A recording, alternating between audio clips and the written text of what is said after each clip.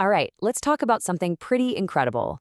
A single microscopic component that powers, well, pretty much everything. It's the invisible engine of our digital world, and we're about to pull back the curtain. So let's start with a puzzle. What do you think connects your phone, your car, and the entire internet? I mean, that sounds like a trick question, right? It's just so impossibly broad. Well, the answer is just one word: semiconductors. Yep, that's it. This is the invisible foundation that literally our entire modern world is built on. Okay, so what on earth is a semiconductor? Let's boil it all down to one super simple idea. For the rest of this explainer, I want you to just think of them as tiny controllable switches. That's the key. Just imagine billions and billions of microscopic on-off switches, all working together to create the magic we see in our gadgets every day. All right, so where are these little switches hiding? Well, let's start with the stuff that's closest to us, literally in our pockets and on our desks. And of course, the most classic example has to be our computers. The heart of any laptop, any desktop, it's all powered by this incredible semiconductor tech. The scale here is just mind-blowing. That CPU, the brain of the computer, it's packed with billions of those tiny switches, we call them transistors, in the real world. And when I say billions, it's a number that's almost impossible to wrap your head around. Think about this. A single high-end chip can have more transistors on it than there are people in North and South America combined. It's insane. And they're just flipping on and off at ridiculous speeds, doing all the math, running all the code. And it's not just the CPU. The same thing is happening in the chips for your graphics, your memory, your storage, all of it. And you definitely know the names behind these things, even if you never actually see the chips themselves, right?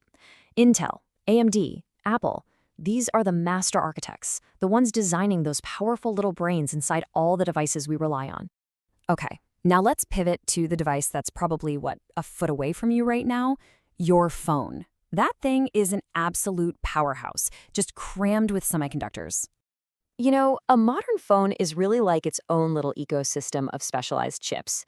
You've got the main processor, they call it a system on a chip, or SoC for short, which basically crams the CPU, graphics, and a bunch of other stuff all into one tiny package. That's the workhorse. But then you've got all these other dedicated chips handling the memory, the storage, and even managing your battery to make it last all day. And just like with computers, the names here are huge. We're talking about giants like Qualcomm, MediaTek, and Apple again. These guys are in a constant fierce race to pack more and more of our tiny switches onto chips that are not only super powerful, but also sip power, so your battery doesn't die in 2 hours. So processing is one half of the story. But what about all our stuff? Our photos, our apps, our data. Where does it all live? Well, that brings us to another absolutely critical job for semiconductors: memory. So you've basically got two main types of memory you interact with every single day. RAM, think of that as your desk or your workbench. It's where you put everything you're actively working on right now. It's super, super fast, but as soon as you turn the power off, poof, it's cleared. Then you have flash memory. That's your permanent storage.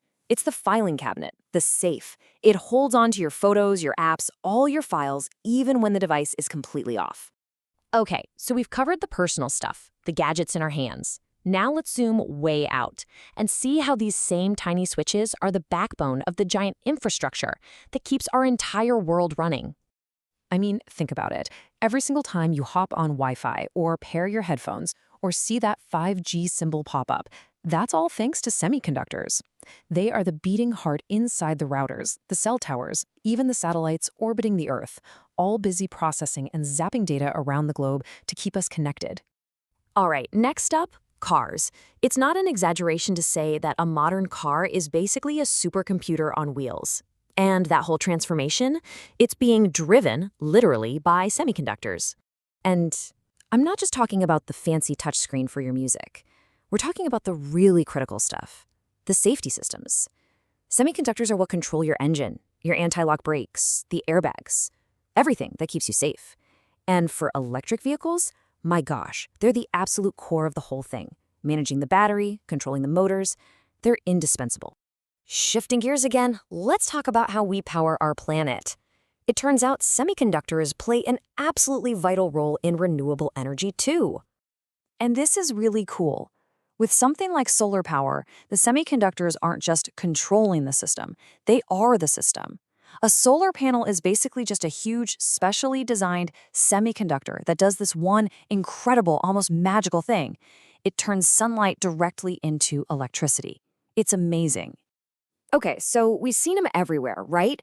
From inside our pockets to the top of our power grid. So let's pull all these threads together now and really talk about why this all matters so much. The whole story of modern technology is really a story of making things smaller. Without our ability to shrink these tiny switches down to impossible sizes year after year, none of this would exist. That constant drive for miniaturization is what gave us high-speed computers, and that, in turn, gave us the internet and smartphones. And now, it's what's powering the incredible explosion we're seeing in AI. Every single one of these world-changing revolutions is standing on the shoulders of semiconductor technology. And this really sums up just how versatile they are. A CPU is for computing, a memory chip is for storage, a sensor is for detecting things, even an LED light bulb is a type of semiconductor. It all just comes down to controlling electricity in clever ways. And you'll see that term MOSFET on there. That's just the fancy technical name for the most common type of that tiny switch we've been talking about this whole time. It all starts with that simple on and off idea. So, let's circle all the way back to where we started. One last time. If you remember literally just one thing from all of this, please make it this phrase. It is the absolute simplest, most powerful way to understand what these incredible little things actually do. So let's wrap it up, from the way we compute to the way we communicate, from controlling our cars to capturing energy from the sun, from sensing the world to storing our memories. Semiconductors are without a doubt the fundamental building block of modern life.